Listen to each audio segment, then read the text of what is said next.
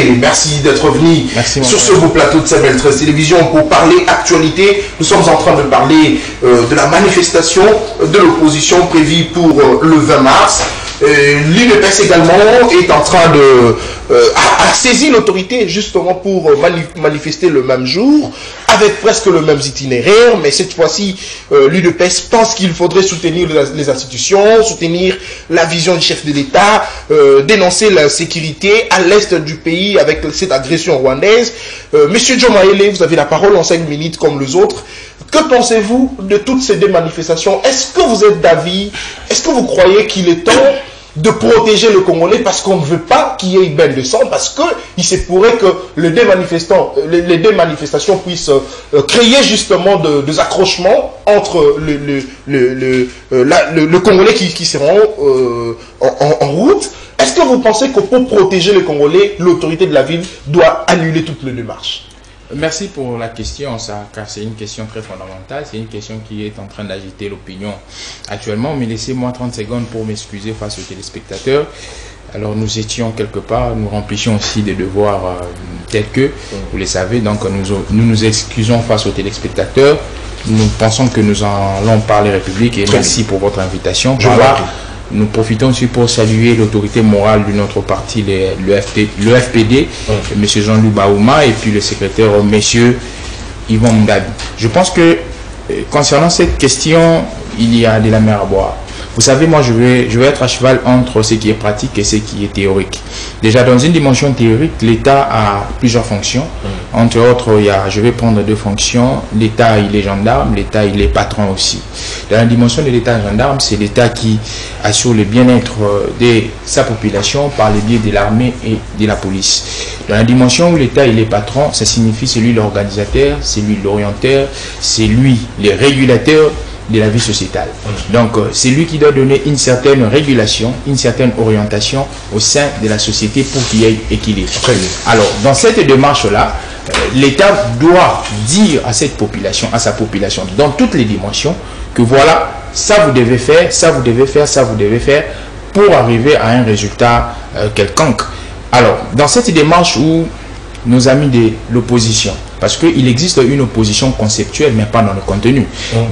Dans cette démarche où nos amis de l'opposition demandent à faire une marche, l'État congolais est une personnalité morale, incarnée par des personnes physiques, qu'on appelle entre autres les autorités. La ville de Kinshasa est gérée par M. Ngobila, je n'en prends pas à mes frères. Ils font la première démarche sur base des indicateurs sécuritaires, on reporte cette démarche-là.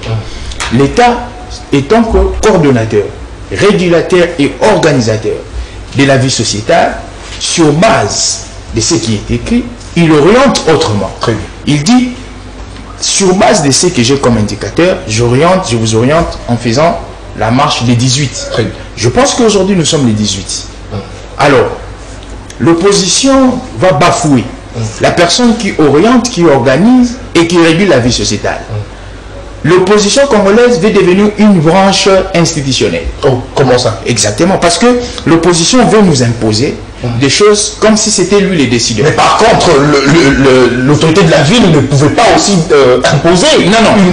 Non, l'autorité à l'opposition. Vous savez, les autorités font des choses sur base des indicateurs. Très bien.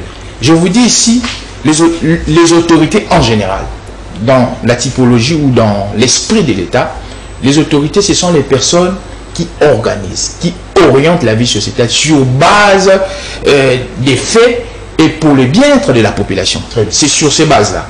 Alors, lorsque une autorité te dit quelque chose, il ne faudrait pas penser qu'il te dit ça parce qu'il a une tendance idéologique ou une tendance, un clivage d'appartenance sur quelque chose. Il te dit quelque chose parce qu'il a des indicateurs et puis c'est pour son bien-être. Vous allez comprendre qu'il y a la notion de l'ordre public. Nous sommes dans une période où il y a une sorte d'excitation. Les enjeux sont tellement graves. Il y a l'enjeu électoral et puis l'enjeu sécuritaire. L'enjeu sécuritaire qui est à l'est du pays, qui est aussi à la porte de Kinshasa. Alors, à Maluku. Dans l'esprit de celui qui est notre grand-père, quand je dis grand-père, donc les grands-parents, les parents de tout le monde qu'on appelle l'État, il doit faire des analyses bien décortiquées pour dire que dans cette manifestation, dans les différentes manifestations, il peut y avoir des intrus qui portent la casquette des opposants pour faire du mal aux Congolais. L'Ifocodicien l'a dit, c'est toujours pendant la fête que les enfants de Dieu ont été tués. Très bien. Donc c'est toujours pendant des manifestations quelqu'un. Parce que si aujourd'hui nous avons des émeutes, nous avons des problèmes, lors de la marche, j'ai engagé des partis politiques, étant que secrétaire général, j'ai été arrêté, parce que dans les documents, lorsque nous étions dans les marches, c'était mon nom qui était. Très bien. Donc vous pensez que cette fois-ci, l'autorité de la ville doit annuler parce que l'opposition n'a pas voulu manifester le 18 juin. Je pense que tout repose de l'ordonnancement de la chose. Très bien. De l'hierarchisation. Terminé par là. Par là, je vais dire quoi? Par là, je vais dire que ne faisons pas de l'opposition. Parce qu'aujourd'hui, on veut faire de l'opposition une branche étatique ou une branche institutionnelle. Lorsqu'on définit les institutions de la République démocratique du Congo, article 68, on vous dit il y a 4. Il n'y a pas la 5e institution qui est l'opposition. Donc on veut faire de l'opposition une institution en prenant même des décisions. Par là, je vais dire quoi? L'opposition, je vais un peu circuler dans beaucoup de choses.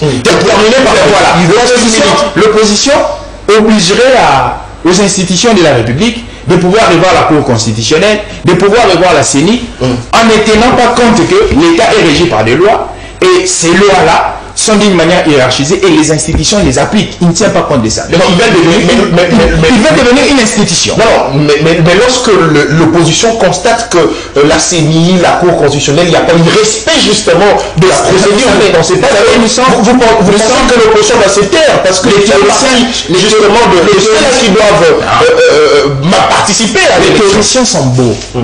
Ils nous ont amené la notion de la démocratie. Très bien. Et dans la notion de la démocratie, il y a des éléments qui priment ce qu'on appelle les institutions. Même les opposants travaillent sur base aussi des institutions. On vous dira qu'il y a un parlement qui est métissé, un parlement qui est composé soit de la majorité, soit de l'opposition. Donc s'il doit y avoir un débat qui doit être doctrinal, un débat qui doit être légal, un débat qui doit être composé sur base de toutes les choses, le respect des textes, le respect de la procédure aussi, voudrait la procédure dans les institutions, non? Je reviendrai dans les institutions. Je reviendrai à vous. Merci, Djomaïlé.